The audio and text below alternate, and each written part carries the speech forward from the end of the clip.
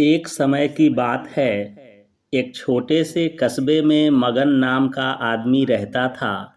मगन अपने घर में बेटे और पत्नी के साथ रहता था।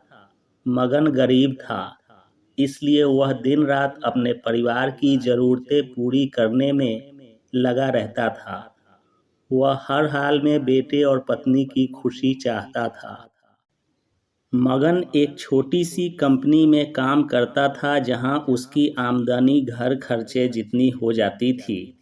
लेकिन फिर भी मगन कंपनी वाला काम खत्म करके दूसरी जगह जाया करता था ताकि कुछ और पैसे कमा सके। काम में व्यस्त होने से वह अपने परिवार को समय नहीं दे पाता था। मगन 24 में से 15 घंटे घर से बाहर काम में निकाल देता था। रात को देर से आता और सुबह जल्दी जाता था। इस तरह कुछ दिन बीतते गए। एक दिन मगन की पत्नी ने उससे कहा कि आप पूरे दिन काम करते हैं और हमें समय नहीं देते हैं। वैसे भी हमारा खर्चा आराम से निकल जाता है, तो आप इतनी मेहनत क्यों करते हो? हमारे पास जितना है उसी में हमें खुश रहना चाहिए। चलिए आज हम तीनों कहीं घूमने चलते हैं। तब मगन कहता है कि बस कुछ समय मुझे और मेहनत करने दो, फिर आराम ही आराम है। इस तरह मगन मेहनत करने में लगा रहता है। उसका बेटा भी उससे अक्सर कहता रहता था कि पापा, आप मेरे साथ खेलो, बैठो और मुझसे बातें करो।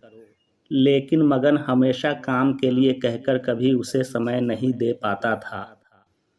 कुछ समय और बीता। अब मगन की किस्मत चमकी। मगन की नौकरी जिस कंपनी में थी, अब उसका मालिक मगन को मैनेजर बना देता है, क्योंकि मगन काफ़ी समय से वहाँ काम करता था और अब वह मालिक का विश्वास पात्र बन गया था।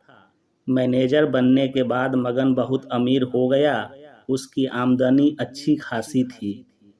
अब वह कुछ भी खरीद सकता था। उसकी गिनती धनी लोगों में होने लगी।